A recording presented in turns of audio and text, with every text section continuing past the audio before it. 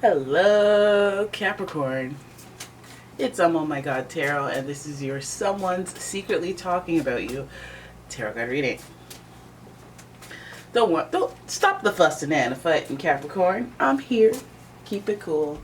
I'm building a diversion to grab my other deck, actually. So let's not play these games. There it is. There's the deck.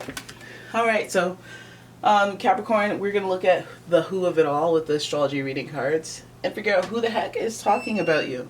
Then we're gonna go into a tarot spread and figure out what they're talking about you about, what they're talking about you about. I don't know. Okay, you know what I mean.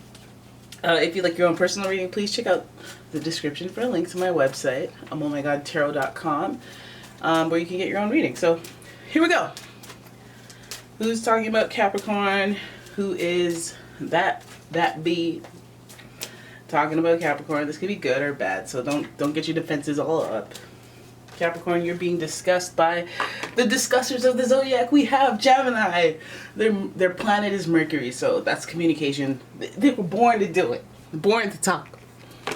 All right, so the energy is communicative, mischievous, lively, witty, and informative. Stimulating exchange is possible, but at least they do it well, right? I have a professional talker talking about me. I'm built different. Anyways, then you have Taurus, and the energy around you shows the abundance of nature. It is rich, earthy, and productive, yet relaxed and slow. So Taurus energy in the mix of some. Okay, so this feels like an argument, a debate. It could be one of those like heavy emphasis on the community, the back and forth, the clap back. Might be clap back season for some of you guys, because Taurus is giving us the little bit of stubbornness and also bluntness in the communication. So have at it. Then we have Aquarius energy. You know, this will seal your fate right here. Okay, so the energy is freedom-loving, rebellious, idealistic, and technological. You got air on air energy. This person, they can out-talk you. They can out-talk you, even though you do it well as well, Capricorn. Even though you know what you're saying, and it's always chronological, they got you in terms of style. You know, this is like a Ronaldo versus Messi thing. Like, they're messy. Well, I like both, so I shouldn't even go there. There's so much anger there. I won't go there. But you know what I mean. Like, you guys do it well, but you have different tactics. Let's have a look at, okay, and that's their personality type. So let's hope because I feel like you can hold your own in a conversation. Like, you're very intellectual yourself, Capricorn. Like, you know, and you can be serious too, just like Aquarius. Now, Aquarius is ruled by the planet Uranus, which is the planet of surprise, but in some ways it's ruled by, some people say ruled by Saturn, and that's your baby right there. That's your planet. So there's some commonalities here, especially with Taurus being an earth sign and you're an earth sign. There's meet me halfway type energy. So let's have a look at what they're saying, because this doesn't seem, I guess it could be gossipy, but it seems a little more solemn, dignified, intellectual, outspeak you know? So let's have it. Your first card coming up is the Devil. That's you, baby. That's you.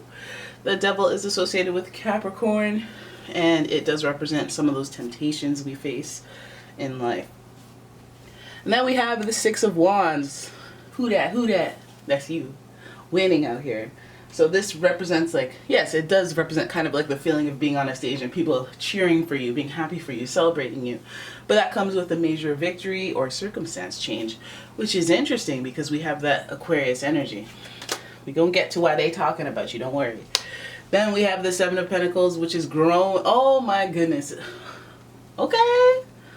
You want to talk about me because I'm out here winning? Do it. I mean, that's your thing though, right? You guys are always on the come up. If you're somewhere, you're trying to come up somewhere else. Always, for the rest of your life, it'll never be satisfied. You'll never be satisfied, which is a good thing. Then we have the Nine of Swords. Okay, we see it taking a turn. We see it being you getting in your head about things a little bit. And then we have the Queen of Pentacles. Ah, okay. Okay, I see the wisdom, the feminine wisdom coming through. I see it. Okay, so let me fiddle around with these. Damn you fabric, you. Okay. Let's tweak the framing because it's just kind of it's not ideal, you know. Oh wait, you can't see now. Okay, there. Fine. We'll leave it there. Hey, get in focus. Get in focus. What am I pinging you for? There you go. Okay. So when we look at this reading, first thing that stands out, of course, is the major arcana, the Devil card, talking about temptation. Reaching out his hand to be like, come, join us. Be one of us. One of us. Just come on. Just stay. Have a seat. Why don't you have a seat? You know, why don't you have a seat? Why don't you flirt with something naughty? And I feel like this person is like, okay, I feel like this is either your indication that you're like, okay, this person is normally very smart, very intelligent, right? So you're either looking at this as a psychobabble or truth serum. This person's mind is a little altered. They're a little drunk. They're a little bit on drugs. They're a little emotional from other situations. But something about their perspective is a little distorted by their feelings, by their ability to perceive as being weird. Like, you know, you just got your head hit by a baseball and then you started telling me about myself, and it's like, dude, we should get you to the hospital first. Can't trust your opinion. Normally I could, but you sounding crazy right now. Alright, so I feel like this person is talking about something that is like, I mean, this is reminding me of somebody seeing you win, seeing something great happen in your life, but then they're like, oh, but did you know that this happened? And not noticing or like realizing that they're in the energy of jealousy, and that's distorting everything. So, I mean, it's obvious to people looking on, but this person may not know that. So they see you winning, they see people celebrating you. This could even be people talking about you as well, and they hear it, and they're like, well, actually, because they think too highly of you, so let me just chime in here. You know, like this person's perception of reality is a little bit,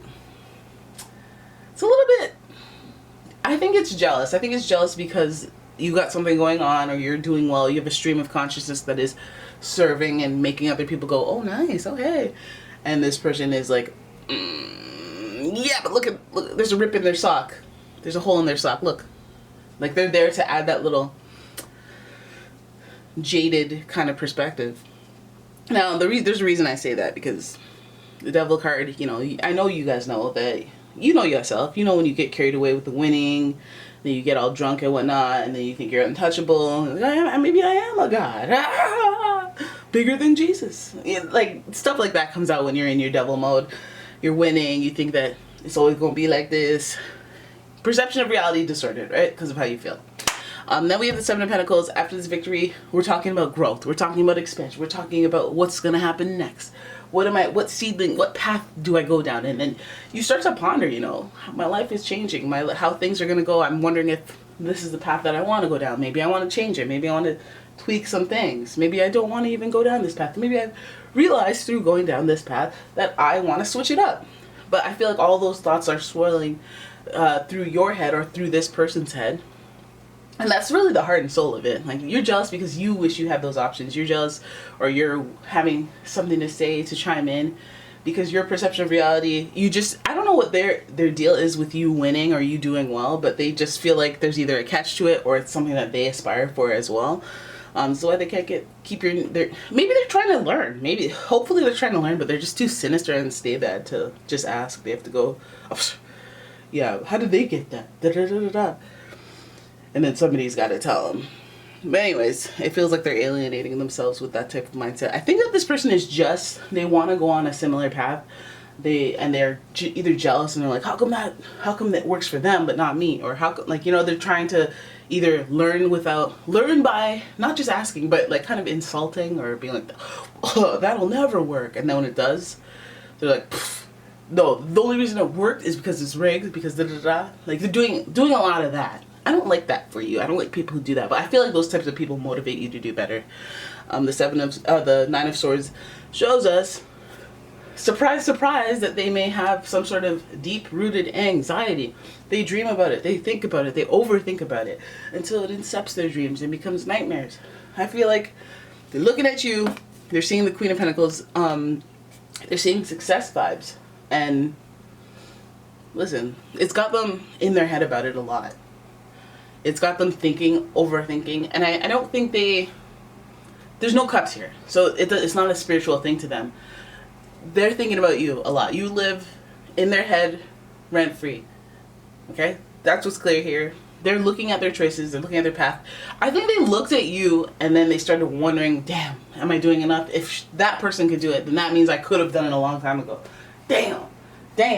You know, people are looking at you for that reason, and it's flattering, I guess. You know, is it flattering? Is it flattering when people are happy that you're winning, or is it flattering when you know that people are like jealous or envious, and you're like, yeah, that's right.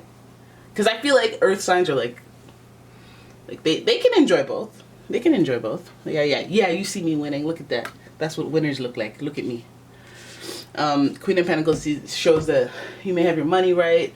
They may be jealous of you based on what you have, your possessions, the things you value, your money, maybe even your job. Maybe that's where they start the criticization. But anyways, whatever changes happen, it seems to be a surprise.